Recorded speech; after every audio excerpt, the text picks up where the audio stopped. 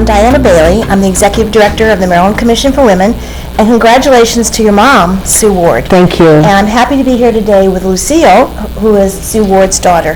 Thank you for coming today. Oh, it's my pleasure, my honor. It is, isn't it? It's very exciting.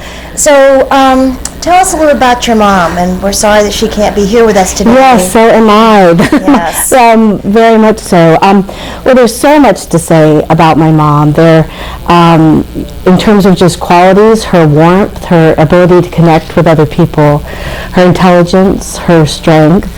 She was a fighter, but she was kind and was no pushover. I could talk a lot about her accomplishments, but I can just sort of give you a sense of who she was. She had such a profound effect on a number of people. Her friendships, I think, really speak a lot to who she is. Not only her professional life, but who she was in her private life and with her family. She was also very involved with the Women's Heritage Center, so we were thrilled to have her working with us. But she also had a whole life outside, I'm sure, of your family and a life outside the Heritage Center. Yes. So tell us a little bit about her professional accomplishments that probably led to this award. Well, there's a number of professional accomplishments. I might actually want to back up, if it's okay, Absolutely. for just a minute and talk a little bit about her formative years. Just very briefly, she grew up on the Navajo reservation, although she was not Navajo, and she grew up living all over the world. So she had a perspective going into life that was a little different than... Was she traveling with your parents? Her parents? Yes, primarily for her father's work and different jobs that he did, which were fascinating, would be an entirely different interview.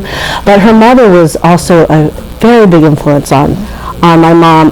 Her mother actually had a college degree from Northwestern University, and at a time in the 20s, that was very unusual for women to do that in the great numbers that they're doing now. Of course, they weren't given the opportunity to do that, and that's one reason we're having this award. Right. And she had to basically adjust the family all over the world, from mud huts to marble palaces, essentially. And my mom, and she was unique in her own right in theater.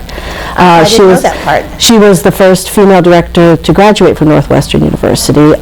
They called it speech back then, not directing, but she was great friends with a number of people would know, like Tennessee Williams and these kinds of things, people that my mom knew through her mother. So she started out with a sense of possibilities, I think, that was, a gift from her mother.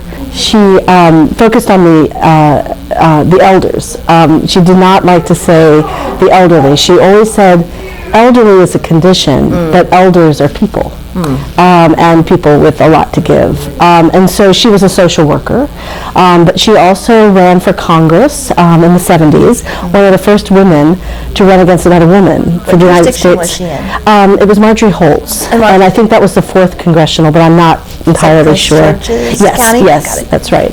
And she ran a great campaign. And so that was very, I think, formative for her adult life and getting involved in, she's always been involved in politics. But of course then she went on to do a number of different things. She became the director of aging in the county, and then the director of family services, and then she came into the state position on aging. It was Office on Aging. And then during her time there, she worked it out with Mr. Glenn Benning to make it a department level position. So it went from office to department. She became the first Secretary of Aging.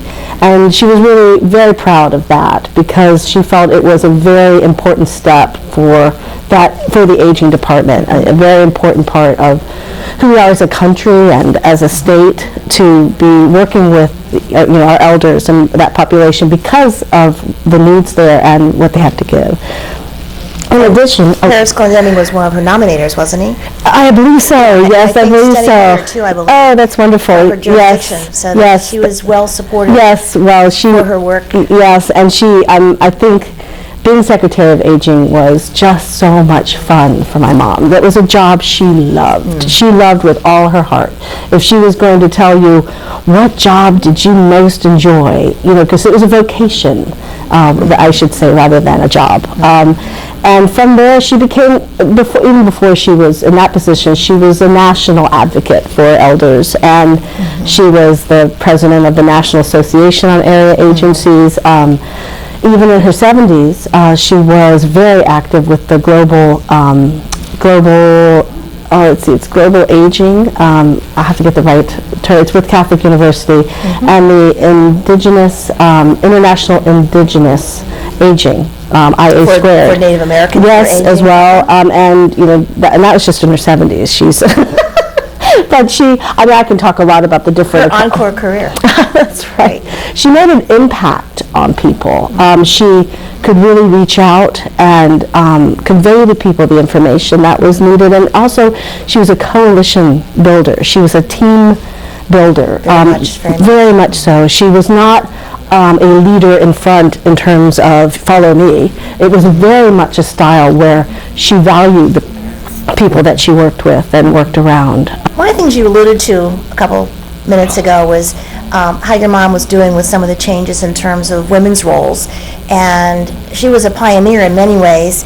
But did she ever tell you stories of some of the things that happened to her? Oh, absolutely. As she's going up the leadership chain. Absolutely, and some I will not, put on camera. Right. But some I can. Some of the early experiences she had, I think she had a great influence, obviously, on me and both of her daughters, my sister Beth and myself.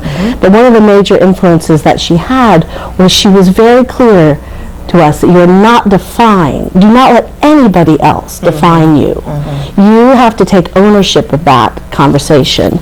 And so she had experiences when she was born in the 30s. The expectations for women were different, but the abilities were still, of course, skyward. Right. And so she encountered a number of blockages, but she had this great attitude about it. She says, well, you can't go around it, you go over it. You can't go over it, the last thing you do is you go under it. And don't let it bury you. She had such a great sense of humor. Right. And one of the things she found in her, when she was married, she told me about this. My father was amazing, and so they had quite a partnership. So it was a great modeling for me. But she said she wanted to get her hair cut. And the haircut person said to her, seeing her wedding ring, do you know that, have you told your husband that you're getting your hair cut? Really? And she was so appalled that she just stormed out. Right. And that was my mom. I mean, she didn't say anything rude to him, but she says, that's ridiculous. And stormed out. I haven't heard that story before. There's a lot of stories, but within her working life, of course, she came up against expectations. I know when she ran for Congress, she was very patronized. There are times when she was patted on the head. No one pats my mother on the head, and I mean that both figuratively and literally. She was a tall woman. She's a tall woman, but I mean it also just figuratively. Just sort of, aren't you a nice little lady from Prince George's County? Isn't it nice you think you can be in Congress? Can you imagine? Can you imagine that now? Yes. So she had to deal, and she also had to deal with a lot of sexism. And I don't want to talk about the negatives today so much. One of the things, though, we'd like to hear, if she were here today, and she's here with you. Yes, she is. Absolutely, we can all feel that.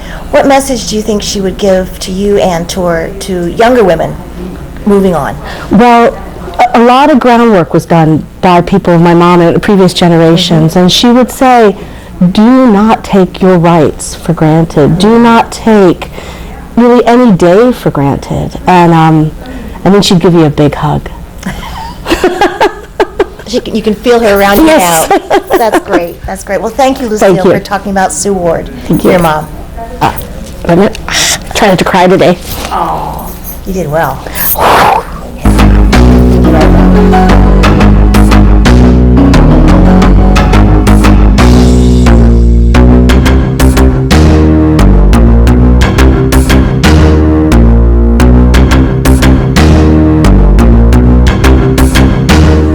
Our next and final honoree for this year is Sue Fryer Ward, nominated posthumously by Jill Moss Greenberg.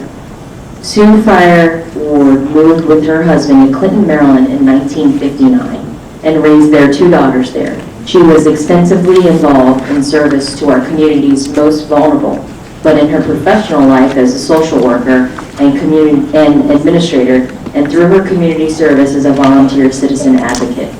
She was the director of the Prince George's County Department of Aging and then the Prince George's County Department of Family Services, director of the Maryland Office on Aging, and in 1998, she was appointed as the first cabinet-level Secretary of Aging for the state of Maryland.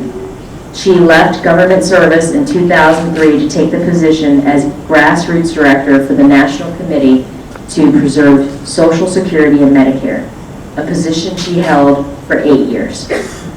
She was president of the National Association of Area Agencies and State Units on Aging, the Maryland Gerontological Association, and the Commission on Legal Problems of the Elderly. She also served on the board of directors of Hospice of Prince George's County and the Center on Global Aging at Catholic University, as well as the Maryland Women's Heritage Center. Ms. Ward died just this past June, an ardent volunteer and community activist for human rights and civil rights. We induct Sue Fryer Ward today into the Maryland Women's Hall of Fame for her leadership in protecting the rights and enriching the lives of the elderly, and for her many years of community service and advocacy.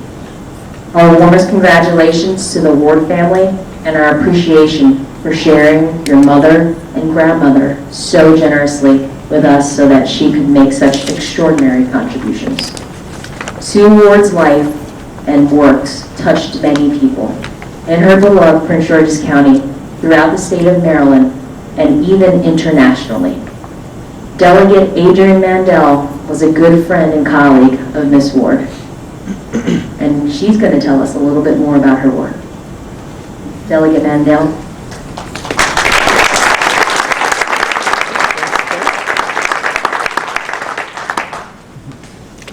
Thank you very much, Jamie. It's my honor to be here with these magnificent women, all the honorees tonight. I am a former delegate, not a sitting current delegate. And fortunately, I'm able to continue my public service because all of us here this evening are public servants. I'm now immersed, and you'll excuse the pun, in serving as one of 6 commissioners for a bi-county agency, the Metropolitan Washington, Prince George's, and Montgomery County, WSC. So I'm pleased for the opportunity to speak with you about my friend and colleague, Secretary Sue Ward, of blessed memory. In many respects, Sue truly was the personification of an ordinary woman leading an extraordinary life. She was extraordinary in her humility, vision, courage to speak out, the depth and reach of her local, state, national, and global reach to enhance the lives of senior citizens. She was a true role model and always will be one for me. She inspired me and countless others to engage in advocacy for the often too silent and growing elderly population, many of whom are older women, and some of whom Hubert Humphrey referred to as most vulnerable in the twilight of life, the elderly. Sue was truly a voice for older Americans.